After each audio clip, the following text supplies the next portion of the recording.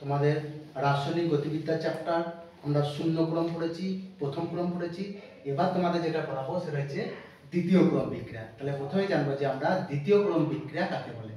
তাহলে কি, যে কোনো একটা রাসায়নিক যে বিক্রিয়া থাকে, তাহলে কোনো রাসায়নিক বিক্রিয়ায় যে হার যে সমীকরণটা হয়, তাহলে হার সমীকরণে কি দেখবো যে বিক্রিয়া হার কেবলমাত্র যে বিক্রিয়ার গাঢ়ত্বের উপর নির্ভর করে। এখানে বিক্রিয়া হারটা বিক্রিয়কের গাঢ়ত্বের দ্বিঘাতের উপর নির্ভর করবে। অথবা কোনো রাসায়নিক বিক্রিয়ায় দুটো বিক্রিয়ক পদার্থ অংশগ্রহণ করছে, তাহলে দুটো বিক্রিয়ক পদার্থের উপরেই নির্ভর করছে। তাহলে প্রত্যেকটা প্রথম বিক্রিয়কের গাঢ়ত্বের এক ঘাতের উপর, দ্বিতীয় বিক্রিয়কের গাঢ়ত্বের এক ঘাতের উপর নির্ভর করে। তাদেরকে বলবো আমরা দ্বিতীয় ক্রম বিক্রিয়া। অর্থাৎ আমরা যেটা পাচ্ছি যে কোনো রাসায়নিক বিক্রিয়ার বিক্রিয়া হার বিক্রিয়কের গাঢ়ত্বের দ্বিঘাতের উপর নির্ভরশীল, সেই ধরনের বিক্রিয়াকে বলবো আমরা দ্বিতীয় ক্রম বিক্রিয়া। যেমন একটা এক্সাম্পল দেখে নাও না, আমি সাপোজ একটা রিঅ্যাকশন লিখছি যে Na, এর যে কোনো একটা স্টয়কিওমেট্রিক কোএফিসিয়েন্ট, মানে n মোল, সেটা হয়তো 4 মোল, 5 মোল, 6 মোল, 7 মোল। তাহলে এখান থেকে তোমার প্রোডাক্ট পাচ্ছি P। তাহলে এটা যদি একটা দ্বিতীয় ক্রম বিক্রিয়া তোমাকে বলে দেয় বা তোমাদের বলে দেয়, তাহলে বিক্রিয়া হারটা কি লিখবে? R সমান K into concentration of A to the power 2। অর্থাৎ এই যে 2 বলে দিচ্ছে, তাহলে এতে বিক্রিয়া হার সমীকরণে বিক্রিয়কের গাঢ়ত্ব যে A আছে তার দ্বিঘাতের উপর নির্ভর করবে। দেখো আরেকটা एग्जांपल দিয়ে দিচ্ছি কিরকম। মনে করো বিক্রিয়ক পদার্থ হচ্ছে A প্লাস B, এখান থেকে তৈরি হচ্ছে প্রোডাক্ট P। তাহলে এই ক্ষেত্রে আমরা বিক্রিয়া হারটা কিভাবে দেখাতে পাচ্ছি? দেখো যে R সমান K ইনটু, এখানে দুটো বিক্রিয়ক পদার্থ আছে, তাহলে A এর গাঢ়ত্ব এখানে কি কনসেন্ট্রেশন অফ A এর এক ঘাত, কনসেন্ট্রেশন অফ B এর এক ঘাতের উপর নির্ভর করে। তাহলে এখানে A এর সাপেক্ষে বিক্রিয়াটি ক্রম কত? 1, B এর সাপেক্ষে বিক্রিয়াটি ক্রম 1। তাহলে টোটাল ক্রম কি হচ্ছে? 1 প্লাস 1 2। তাহলে এরও অর্ডার বা ক্রম কত? 1 প্লাস 1 2, আর এরও ক্রম তোমার কত হচ্ছে না 2।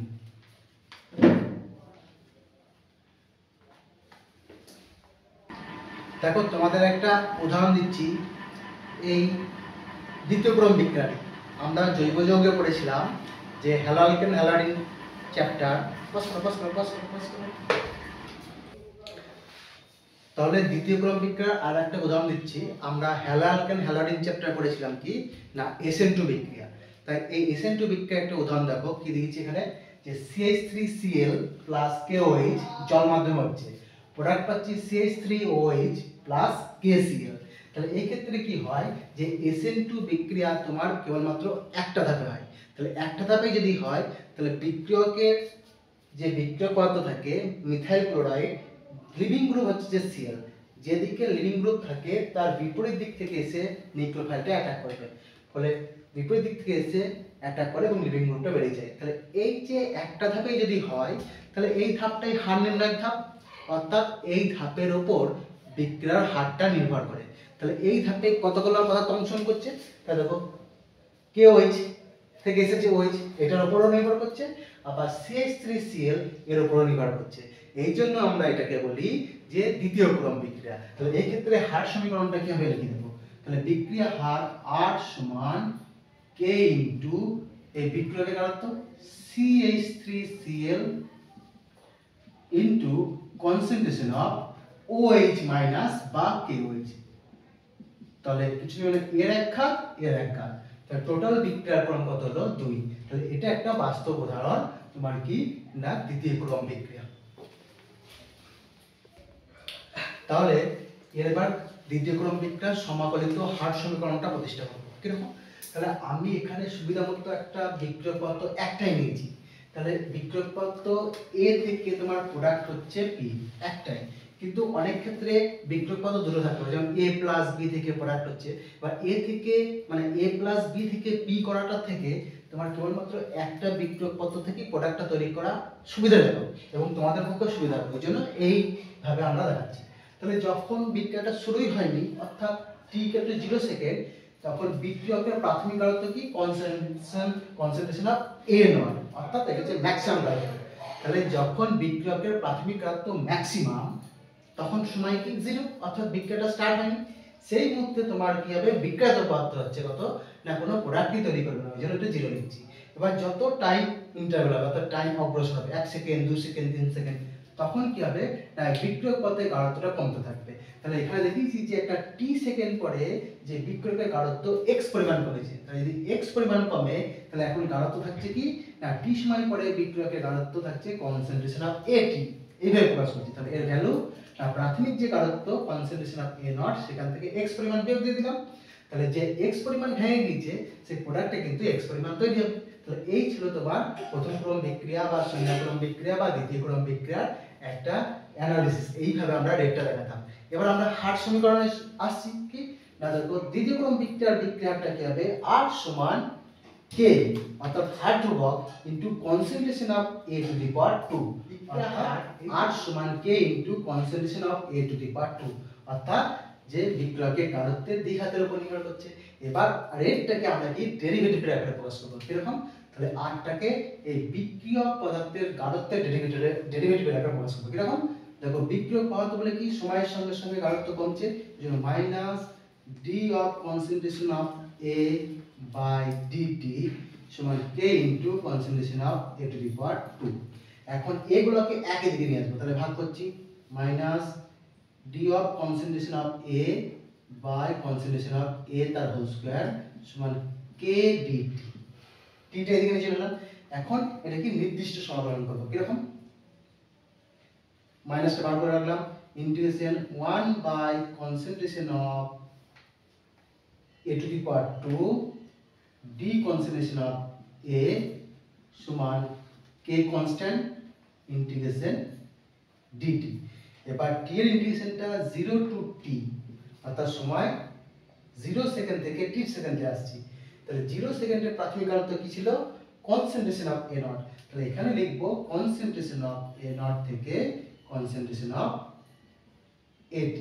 তার মানে কি করলাম আমরা না এটাকে যদি x ধরি তাহলে 1 বাই x স্কয়ার dx এর ইন্টিগ্রেশন, তাহলে 1 বাই x স্কয়ার মানে হচ্ছে যে x to the power minus 2 এর ইন্টিগ্রেশন করছি। তাহলে যদি ইন্টিগ্রেশন করি আমরা কি পাবো না x to the power minus 2 plus 1 by minus 2 plus 1 কিরকম, তাহলে x to the power minus 2 plus 1 minus 1 আর নিচেতে মাইনাস 1, তাহলে এখানে লিখতে পারি minus x to the power minus 1 তার মানে কি মাইনাস 1 বাই x। তাহলে এর যে ভ্যালুটা পাবো 1 by a to the power 2 d এর ইন্টিগ্রেশন পাবো মাইনাস 1 বাই a, তাহলে মাইনাস আর মাইনাস এটা হলো প্লাস কি পেলাম 1 বাই কনসেন্ট্রেশন অফ a। এবার এর লিমিট গুলো দেবো কি দিয়েছে আপার লিমিট আছে concentration of at, lower limit হচ্ছে কনসেন্ট্রেশন অফ a নট সমান k dt এর ইন্টিগ্রেশন t, তাহলে t আপার লিমিট t লোয়ার লিমিট 0। এবার দেখো তাহলে আমরা এবার লিমিটটা বসাবো কি হয় upper limit minus lower limit, তাহলে আপার লিমিটে কি আছে 1 by concentration of at minus 1 by concentration of a naught সমান k ইনটু এখানে upper limit t lower limit 0। ব্যাস, তাহলে এখানটায় আর লিখছি kt দেব, এটা লিখলাম kt সমান 1 by concentration of at minus 1 by concentration of a naught. তাহলে এখান থেকে আমরা বার করব অতএব k টা k সমান 1 by t into 1 by concentration of at minus 1 by concentration of a naught. তাহলে এটা হচ্ছে দ্বিতীয় ক্রম বিক্রিয়ার হার সমীকরণ। এবার বার করব আমরা দ্বিতীয় ক্রম বিক্রিয়ার অর্ধায়ু অর্থাৎ হাফ লাইফ। অর্ধায়ুটা কি বললাম না বিক্রিয়কের যে প্রাথমিক গাঢ়ত্ব থাকে এই প্রাথমিক গাঢ়ত্বটা যে সময়ে প্রাথমিক গাঢ়ত্বের অর্ধেক হয়ে যাবে তাকে বলবো অর্ধায়ু। মনে করো বিক্রিয়কের প্রাথমিক গাঢ়ত্ব আমরা কি করেছি এখানে ধরেছি কনসেন্ট্রেশন অফ a নট, তাহলে যে টাইমে বা যে সময়ে এই যে গাঢ়ত্বটা এর অর্ধেক হয়ে যাবে অর্থাৎ concentration of a naught by 2। যেমন আমি ধরলাম যে এই কনসেন্ট্রেশন অফ a নট এর মানটা ধরলাম 10 মোলার, তাহলে এর অর্ধেক মানে কত না 5 মোলার, তাহলে এই 5 মোলারটাকে আমরা লিখতে পারি এরকম 10 মোলার বাই 2 অর্থাৎ প্রাথমিক যে গাঢ়ত্ব কনসেন্ট্রেশন অফ a নট তার অর্ধেক হয়ে যাবে। ঠিক আছে, সেই টাইমটাকে বলবো আমরা অর্ধায়ু। তাহলে লিখব যখন t সমান t হাফ তখন t সময় পরে যে গাঢ়ত্ব তাকে লিখে কি কনসেন্ট্রেশন অফ at, এটা কি হবে না প্রাথমিক আরত্বের অর্ধেক concentration of A naught by two. এখন এই যে দ্বিতীয়ক্রম বিক্রিয়ার হার সমীকরণটা আমি পেয়েছি, এই হার সমীকরণে আমি এই ভ্যালুগুলো বসাবো। তাহলে বসানোর জন্য কি করব না টিটা এখানে ছিল, টিটা কোনাগুনি গুণ করছি আমি, টি সমান 1/k, তাহলে টি সমান 1/k into concentration of a to the power t concentration at minus concentration of a not. কি করব এখন টি এর জায়গায় টি হাফ বসাবো 1/k, R concentration of at এর জায়গায় concentration of a naught by 2 বসাবো। তাহলে 1 by concentration of a naught এর জায়গায় কি বসাবো a নট বাই 2। তাহলে a নট বাই 2, 2টা নিচেতে চলে আসছে, তাহলে নিচেতে মানে সেটা উপরে হচ্ছে minus 1 by concentration of a naught. দেখো 1/k, এখান থেকে যদি লসাগু করি তাহলে কি হবে কনসেন্ট্রেশন অফ a নট উপরে হচ্ছে 2 minus 1 by concentration of a naught সমান উপরে দেখো 1 হয়ে যাচ্ছে, তাহলে 1 by concentration of a k into concentration of a naught, এটাই হচ্ছে যে হাফ লাইফ। তাহলে কি পেলাম না অর্ধায়ু টি হাফ সমান হচ্ছে 1 by k into concentration of a naught. তাহলে k টা কনস্ট্যান্ট, তাহলে এটা যদি আমি লিখতে পারি, কি লিখতে পারি না T half proportional to 1 by concentration of a not.